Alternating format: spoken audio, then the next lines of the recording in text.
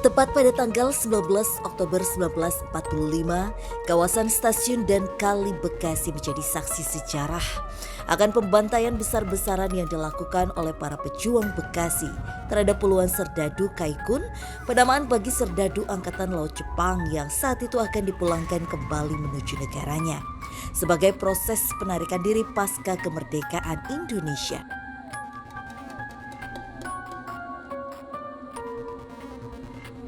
Tak hanya menyisakan catatan sejarah kelamnya pasca penjajahan usai, sebuah lahan yang tak jauh bersebelahan dengan aliran Kali Bekasi dan rel kereta api, seolah menjadi pembenaran akan pembantaian puluhan serdadu yang dieksekusi dengan cara pemenggalan kepala.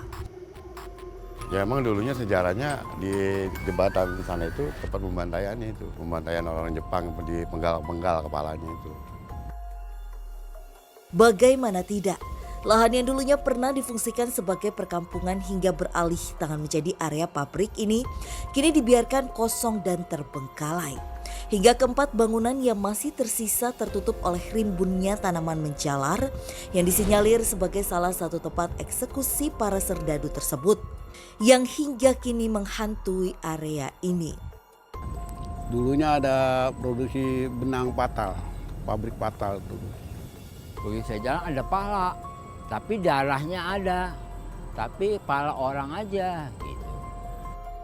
Tak hanya sosok astral berbentuk puluhan serdadu Jepang tanpa kepala yang kerap terlihat, sosok perempuan yang terlihat seolah menenteng kepala ikut menambah kuatnya hubungan antara area yang terlihat seperti kampung mati ini dengan peristiwa kelam yang tercatat menewaskan 90 serdadu Jepang yang melintas di kawasan Bekasi.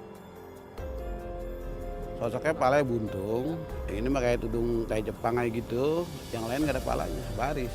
Baris itu lebih dari 20. Entah benar atau tidak. Namun desas-desus kemunculan sosok astral tersebut dilandasi sebuah informasi yang belum dapat dibenarkan bahwa area seluas 16 hektar ini dulunya merupakan perkampungan yang juga menjadi pangkalan serdadu Jepang. Jadi kantor Jepang kemudian dialihkan kepada kampung penduduk ya, pemukiman untuk warga masyarakat di sekitar Tugu. Lantas, apakah mitos akan keberadaan serdadu Jepang tanpa kepala memang ada di tempat ini? Atau apakah lahan yang kini terlihat seperti kampung mati memiliki keterkaitan sejarah yang tak tercatat dan diabadikan layaknya monumen Kali Bekasi?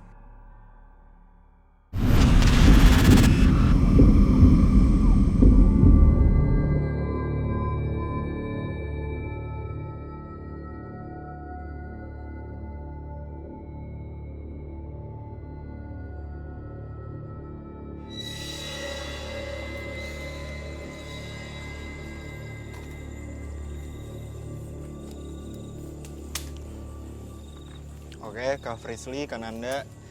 Jadi kita udah ada di salah satu kampung mati daerah Bekasi yang tempat ini tuh punya cerita tragis. Jadi pernah ada 90 tentara Jepang dibantai dengan cara dipenggal kepalanya di kawasan sini. Penelusuran pun kami mulai dengan memasuki sebuah bangunan kosong yang kerap memunculkan sosok tentara Jepang tanpa kepala.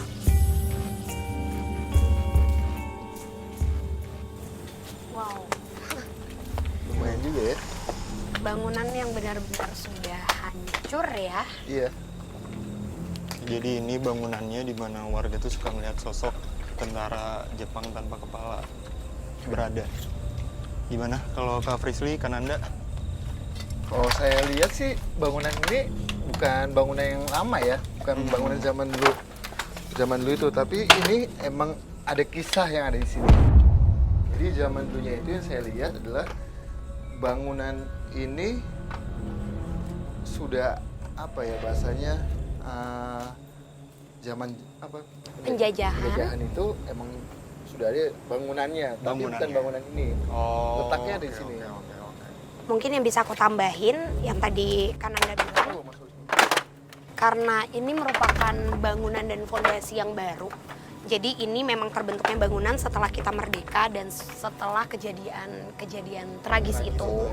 Tapi memang di kawasan ini pada masa penjajahan terbangunnya beberapa tempat yang bisa dikatakan mungkin sebagai markas. Ya. Markas tentara Jepang sih. Mungkin kalau tadi Fasya sempat mention tentang hantu tanpa kepala. Dan itu tentara Jepang. Memang iya, tapi aku cuma ngerasa energinya lumayan besar di sini. Lumayan kuat banget. Ini merupakan jalur berlalu lalang atau yang tadi sempat dibilang juga adanya markas tidak jauh dari tempat ini, tapi justru mungkin kita bisa lebih masuk dulu ya buat dapat ceritanya. Assalamualaikum. Oh, ada suara. Ada Kayak suara. Tangisan. Iya. Dari dalam. Mau masuk lagi? Dan masih ada tulisan, kita nggak tahu ya ini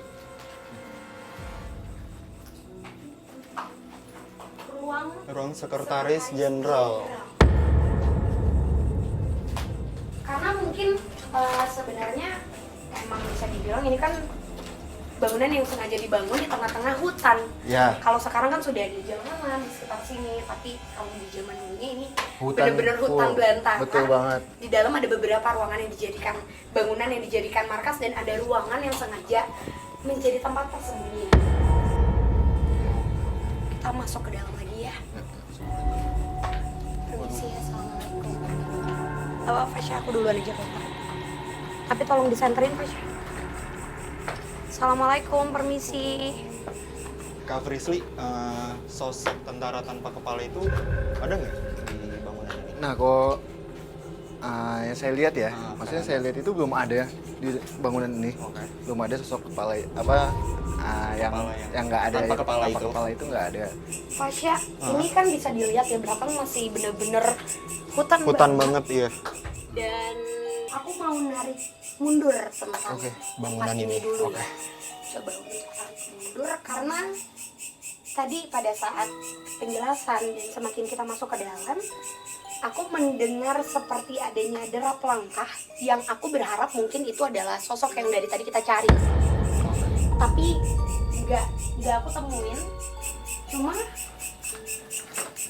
aku dapat tentang tragedi yang dipimpin oleh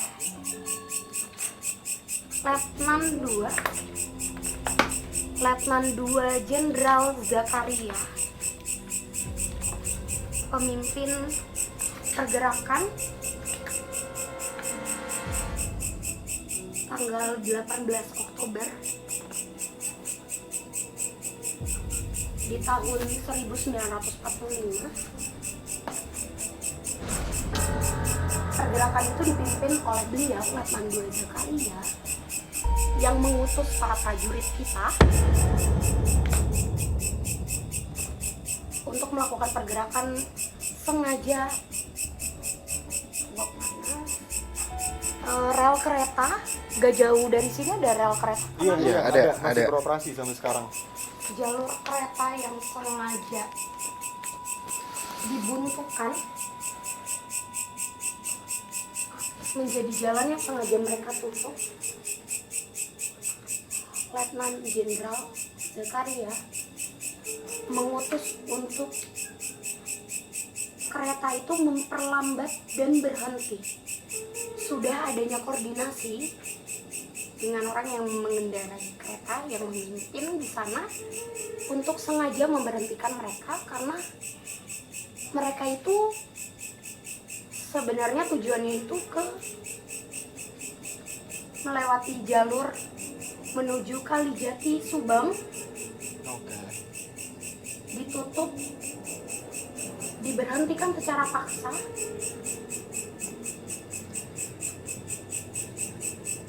Ada 3 gerbong.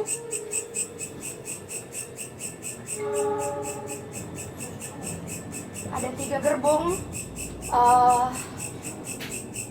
Lalu Letnan Jenderal Zakaria meminta para prajurit orang kita untuk menyuruh para tentara Jepang turun, sedangkan mereka memohon agar diizinkan melewati jalur tersebut dengan berbekal surat yang sudah ditandatangani oleh Presiden Soekarno. sudah diizinkan untuk kembali ke negaranya, tapi terjadi pertumpahan darah pertama antara jenderal dan satu sosok besar yang aku belum ketemu. Aku belum dapat namanya, tapi Selaras dengan penuturan Frisly yang menerawang kisah tersebut, memang sejatinya area terbengkalai ini berada di dekat jalur rel kereta api maupun jembatan dan bahkan terletak di pinggir Kali Bekasi. Pencegatan orang-orang Jepang yang dipulangin, di stop sama pejuang-pejuang, orang-orang yang ada di dalam gerbong itu diturunin. Jadi ada yang bilang dipotongnya sampai samurai dia itu. Jadi potongnya istilah di tanggal di dengkul, di paha, potong langsung dibuang aja gitu. Seakan tertarik dengan penerawangan Frisly, sebuah sosok astral menyerupai wanita mencoba mendekat untuk berkomunikasi. Kenapa Kak Frisly? Di sini nggak sosok cewek. iya. Oh, Kananda juga ngeliat. Kamu mau main sama ini? Berikan tanda kalau kamu ingin bermain dengan kami. Kayaknya kita diminta untuk ke sana. Ya, dia nyuruhnya tidak di ini, tidak di titik sini. Tapi di sebelah sana. kanan itu. Ya, kita Kita jalan ke arah sana, tapi nanti Fasya boleh tolong pegang pendulum aku ya. Oh, oke. Ke arah. Hati-hati ya, Pelan-pelan, banyak Kak, paku. semuanya. Permisi. Assalamualaikum. Hai. Wow. Wow. Wow. Tak ingin berlama-lama, kami pun mencoba mendekat ke arah sosok astral menyerupai wanita yang seakan ingin menyampaikan pesan dan berkomunikasi. Hai. Kalau kamu mau ajak kita ke tempat kamu, boleh tunjukin di mana kamu berasal. Tetap fokus dulu ya, karena gimana pun aku pinjam energinya Fasya. Boleh kamu tunjukin ke kita? Ada suara? Seketika, dan Ananda berlari menuju salah satu ruangan yang entah apa yang dirasakan. Sebentar. Sebentar.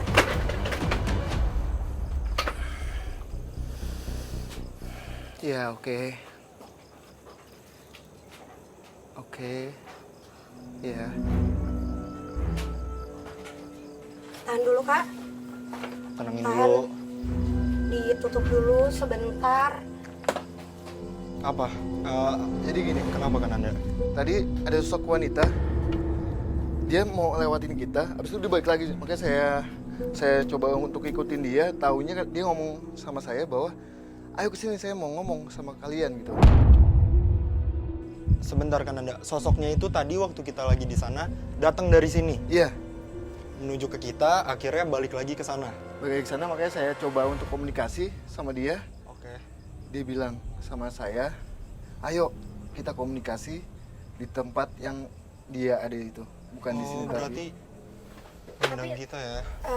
Mungkin gini kali ya, Kak. Kita kan nggak tahu sebenarnya dia itu di mana. Tapi aku boleh minjem energinya Fasya untuk arahin melalui pendulum. Boleh. Coba berdiri di sini. Tak ingin kehilangan jejak lewat pendulum Frisly, kami pun mencari keberadaan sosok astral berwujud wanita yang seolah ingin berkomunikasi dengan kami. Oke. Mulai bergerak. Banyak suara-suara juga dari luar. Oke, Fasya jangan sampai kegerak ya. Dia menuju ke sana sih. Enggak, dia nggak mau di sini sih. Iya. Selalu ngarah keluar. Iya, betul. Berarti kita keluar aja kan? Iya, kita ke sana ke tempat lokasinya dia sih sebetulnya. Oke. Perlahan tapi pasti, kami pun mencoba mengikuti sosok astral yang seolah mengarahkan kami ke sebuah tempat lain di sisi area ini. Kamu mau kita ikutin kamu? Sebentar Kak. Wow. Di mana sosoknya Kak? Jadi dia jalan. Dia Dia ada di suatu lokasi juga, Visi. Di salah satu bangunan juga. Di sekitar sini. Iya, Tunggu, bangunan runtuh Bangunan sama kayak tadi ini. tapi lebih hancur ya? Iya. Kayaknya aku duluan ke sana deh. Hey, Pelan-pelan Kak. halo. Entah tempat seperti apa yang akan kami kunjungi, namun yang pasti lebatnya semak belukar serta pepohonan seolah menutup keberadaan tempat tersebut. Assalamualaikum, permisi. Astagfirullahaladzim. Astagfirullahaladzim. Kayaknya kita ketemu tempat di mana benar-benar titik yang pernah jadi markas dari tentara Iya. Jepang itu deh.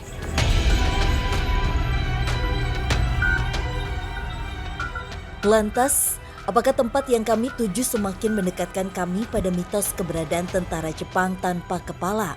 Serta apakah sosok perempuan yang kami temui memiliki keterikatan yang saat ini tak pernah tercatat sejarah?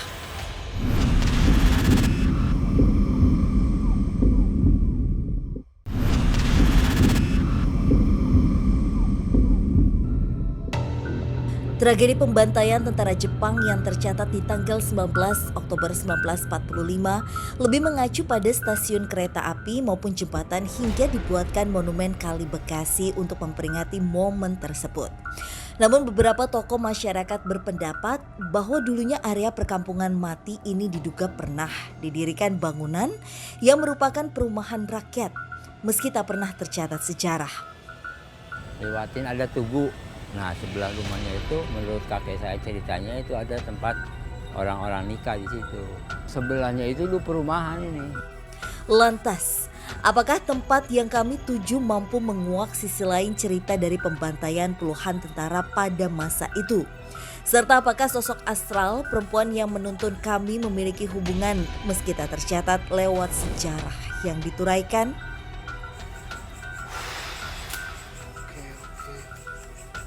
Dia terbang, Permisi.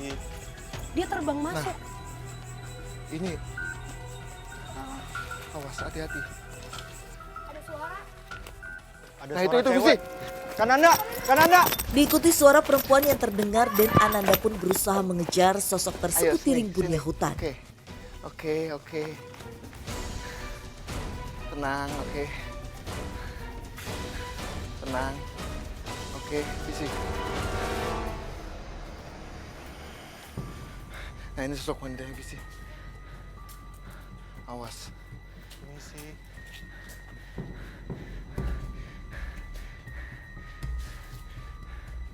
Nah. Awas. Awas. Awas. Seketika Frisly terjatuh pingsan.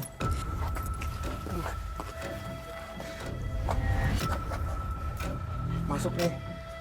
Masuk. Ayo, coba komunikasi ya. Ini sosok wanita yang Iya. tadi. Halo. Halo. Bisa komunikasi?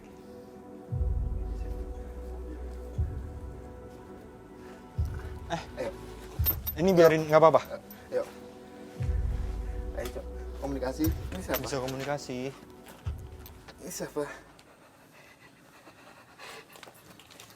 Kamu pada saat kejadian, kamu menjadi korban pada saat itu ya? Dia nggak mau dipegang dia. Oke. Jadi pada saat dulunya itu sempat kita bisa bilang disikapi negatif sama pasukan Jepang itu. Oh, diperlakukan tidak baik. Iya. Kamu kemana? Di sini aja. Kita nggak akan nyakitin kamu. Kita di sini cuma mau komunikasi sama kamu. Apa? Apa?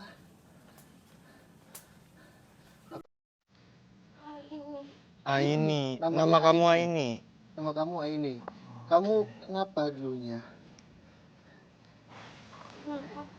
Iya. Mereka menjanjikan saya untuk disekolahkan. Oke. Kenapa mereka beramai-ramai begitu di saya? Iya, oke. Oh, oke. Kenapa kenapa saya harus tunduk depan mereka? Tenang ini, kita nggak akan nyakitin kamu ke mereka. Ya, dilepas aja. Lepas. Oke, dilepas. Oke. Nah, Berarti Aini menempati tempat ini. Ya. Nah, apakah dulunya Aini sempat bahasanya meninggal di tempat ini juga pada saat zaman dulunya? Saya harus tidur di tempat bangkai manusia. Semua tubuh yang sudah penuh belatung harus ada di samping saya. Iya. Mereka pantas dihabisi, tidak perlu ada kepala, mereka tidak punya otak. Iya, oke. Mereka tidak punya hati. Oke, Aini, oke, tenang.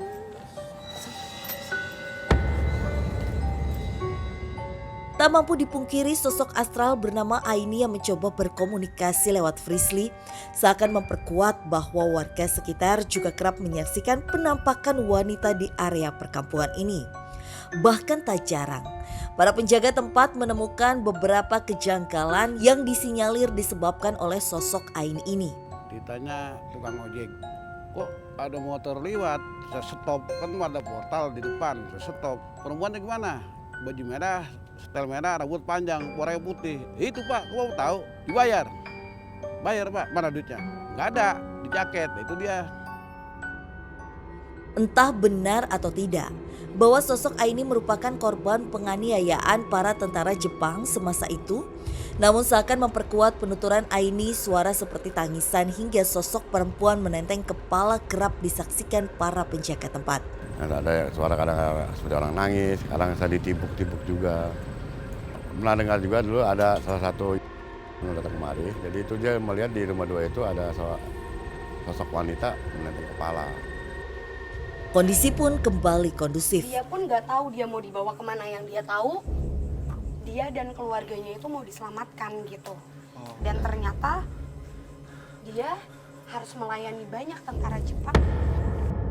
Dan akhirnya tuh meninggalnya juga di titik markas ini. Seolah merasa tak senang ketika beberapa kisah mulai terkuak dan Ananda merasakan kehadiran sosok astral lain yang perlahan mulai berdatangan. Pelan-pelan. Permisi. Iya. Jadi, iya, oke. Pelan-pelan kan Anda. Di luar nalar saat berkomunikasi dengan sosok astral yang hadir. Suasana semakin mencekam, di mana tim mencoba memegang dan Ananda yang mengalami gangguan dari salah satu sosok astral yang seolah tak senang akan keberadaan kami yang menguak tempat ini. Ananda, tangannya berdarah nih, minta tisu. Kami pun mencoba menetralisir keadaan, namun tak berselang lama sosok astral kembali mencoba mengganggu penelusuran kami. Suasananya Nggak kayak gitu. kayaknya harus dikat dulu nih.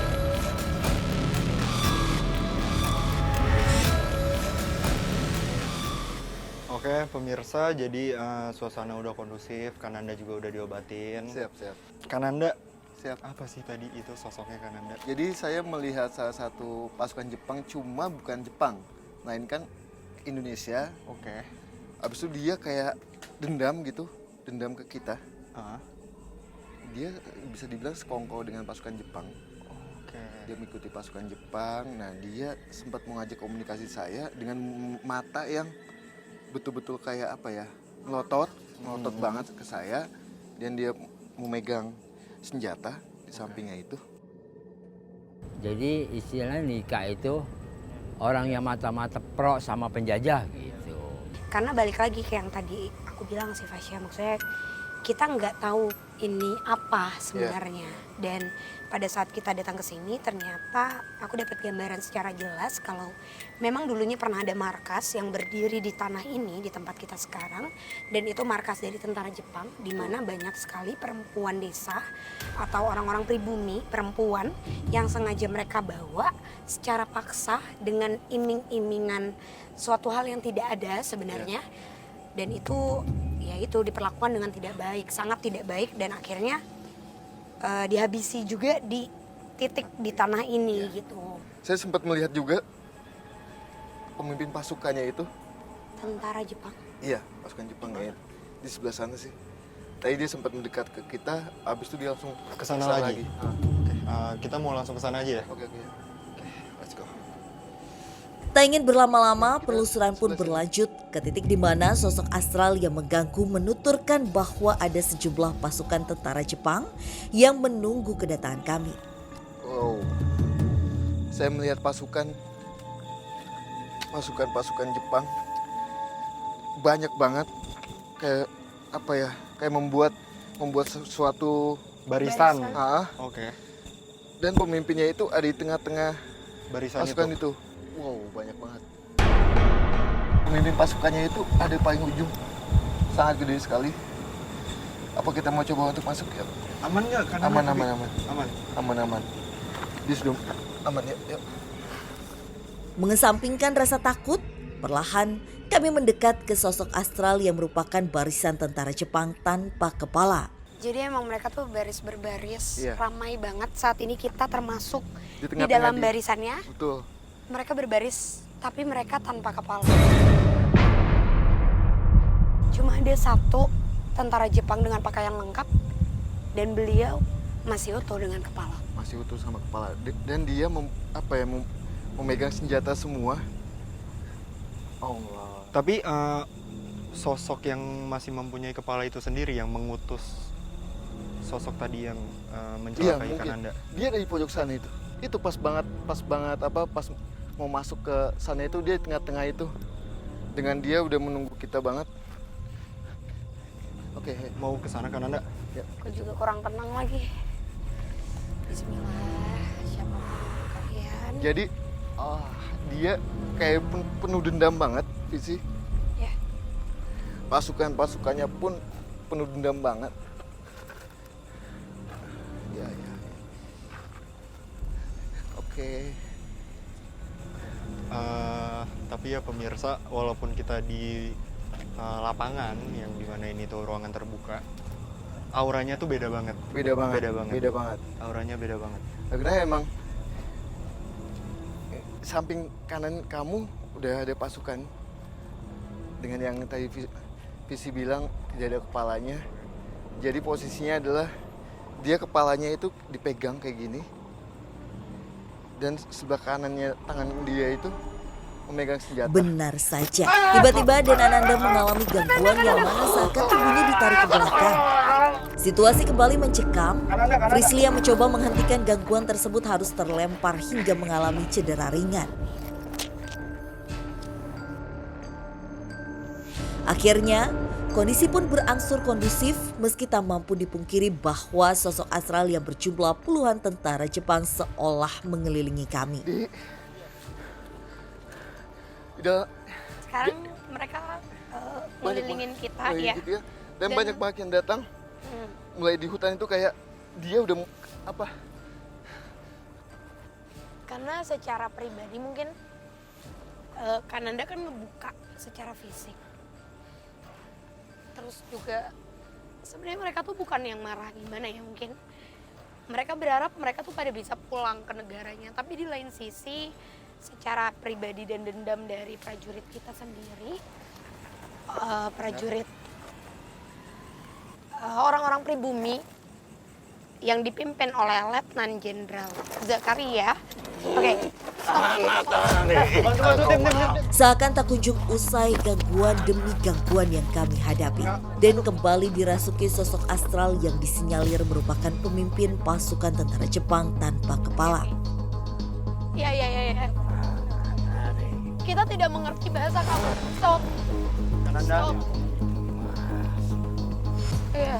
anak-anak ini munaslup. Dia marah karena pasukan dia semuanya tuh dibantai. Oke, nah stop. Kalau ingin komunikasi, ya dia ngasih tahu kalau semua pasukannya itu dipenggal di depan dia dan semuanya itu memang dibariskan. Jadi kenapa baris berbaris? Karena pasukan ini dibarisin dulu, mereka harus seperti setengah sedang posisi ruku, kaki yang dilipat ke belakang, lalu mereka dipenggal kepalanya menggunakan samurai atau senjata dari mereka pribadi.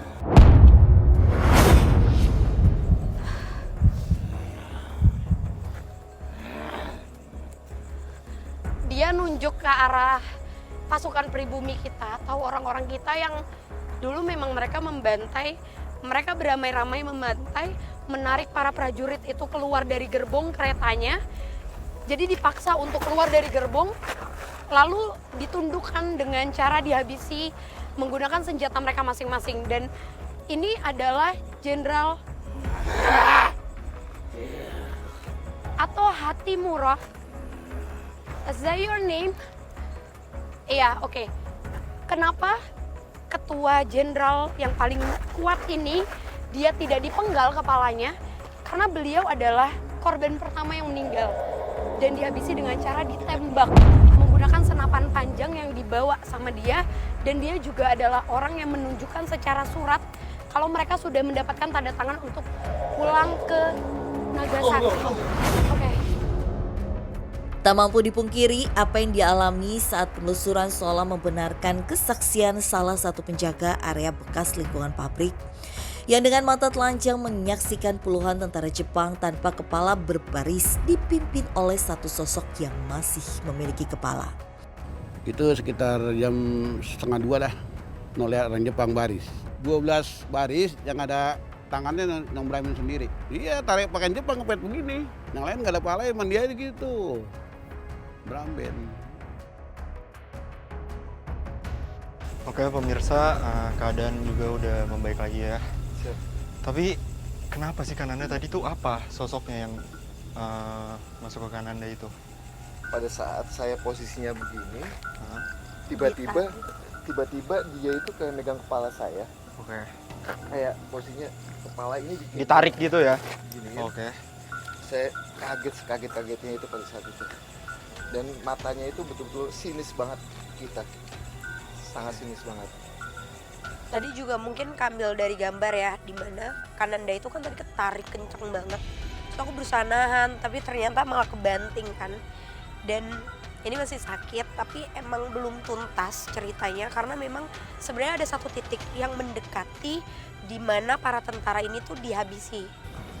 Tapi kayaknya mungkin untuk dapat lebih lengkap ceritanya kita mendekat ke arah sana dulu. Meski dalam kondisi cedera yang dialami Frisly, kami pun melanjutkan penelusuran ke titik terdekat yang disinyalir sebagai tempat pembantaian puluhan tentara Jepang. Agar penelusuran malam ini tuntas menguak cerita di balik peristiwa kelam.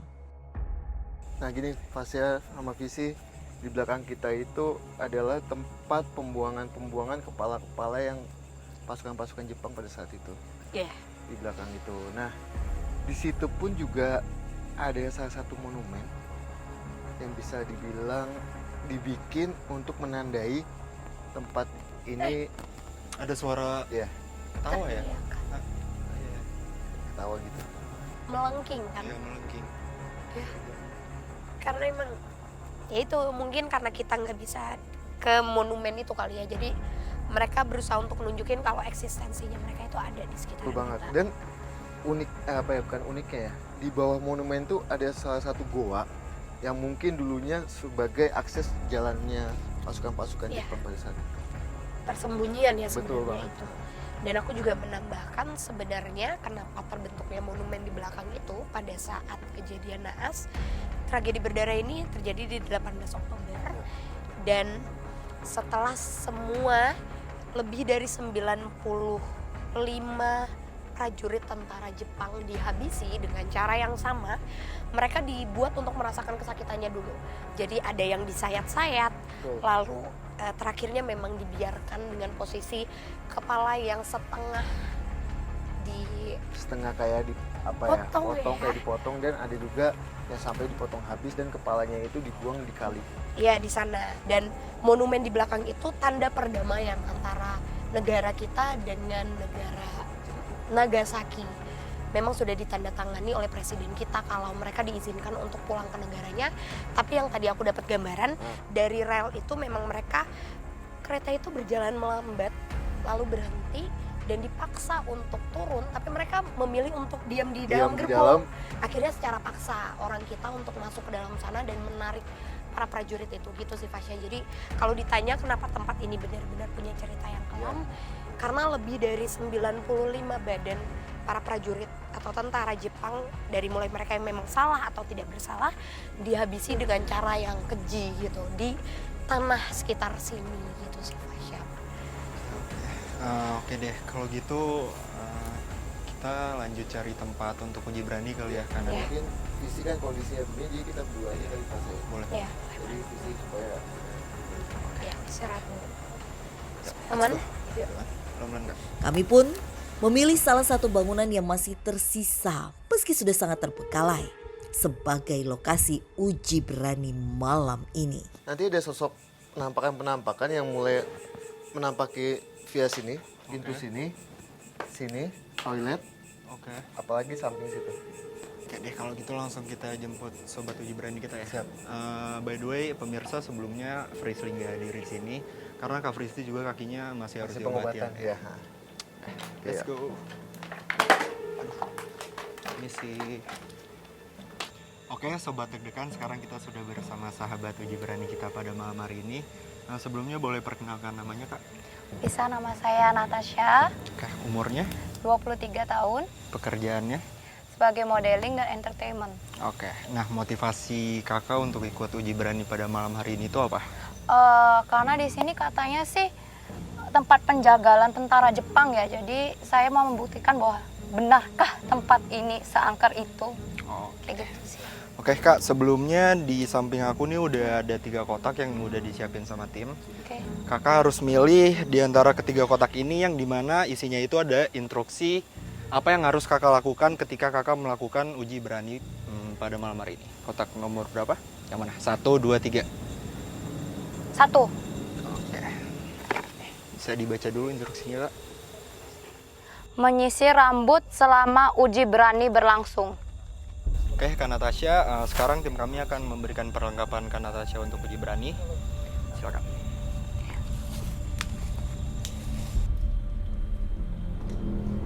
Sini, ya. Oke, jadi kita sudah sampai di lokasi uji berani kita pada malam hari ini. Kak Natasha, aku juga mau ngasih tahu kalau lilinnya itu kalau bisa jangan dibawa kemana-mana ya. Ya. Sama ini ada sini, ada lonceng. Sekali lagi saya mau nanya ke Kak Natasha, apakah yakin? Yakin. Oke. Tim, matikan lampunya.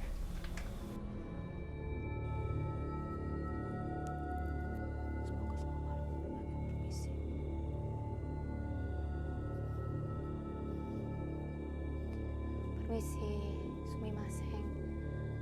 Semoga semua makhluk berbahagia. Semoga semua makhluk berbahagia. Semoga semua makhluk berbahagia. Bapa kami yang di surga dikuduskan. Banyak yang datang juga, mulai di pintu sebelah sini, Oke.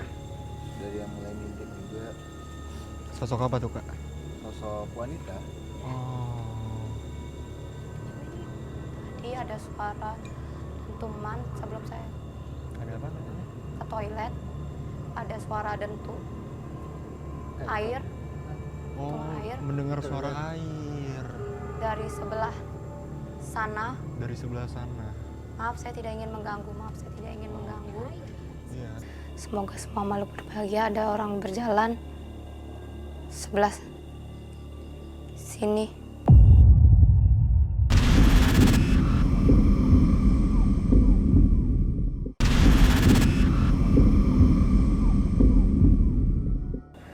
Maaf, saya tidak ingin mengganggu. Maaf, saya tidak ingin mengganggu. Semoga semua makhluk berbahagia. Ada orang berjalan sebelah sini. Saya tidak ingin mengganggu. Bapa kami yang di surga, dikuduskanlah namamu, datanglah kerajaanmu, jadilah kehendakmu di bumi seperti di surga. Dia udah mulai gelisah ini. Di sana ada bunyi strike, kayak bawa sesuatu. Respon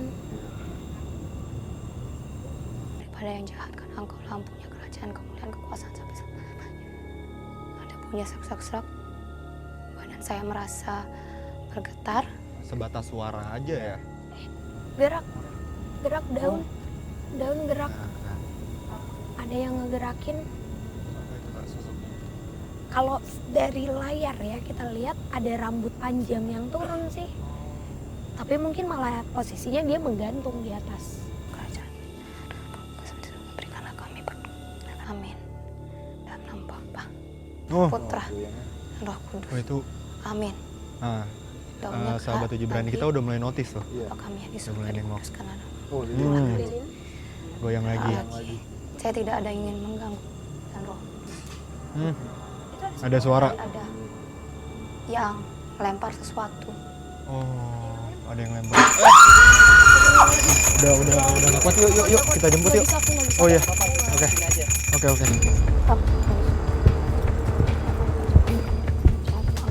Bapa kami yang di surga, dikuduskanlah namamu.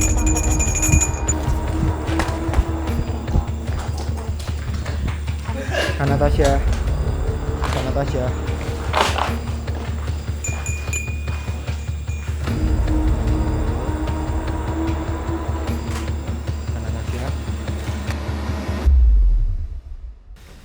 Oke, Kak Natasha, apa yang Kak Natasha rasain tadi? Tadi di sebelah sini ada kayak angin keras 2 kali. Terus di situ ada dentuman, entahkah itu air atau kayak gitu. Dan di sebelah sana semakin keras, terus kayak ada yang lempar batu gitu, tapi nggak kena saya. Saya bilang saya tidak ingin mengganggu. Semakin saya berdoa, setiap berdoa ininya gerak daun di sini. Sebelumnya saya mau ngucapin terima kasih yang banyak banget sama Kak Natasha udah mau ikut Uji Berani pada malam hari ini. Kak Natasha kayaknya harus tenangin diri dulu. Yuk. Ya, biar tenangin dulu aja. Oke, Kak Nanda, kayaknya kita udahin dulu penelusuran kita pada malam hari ini.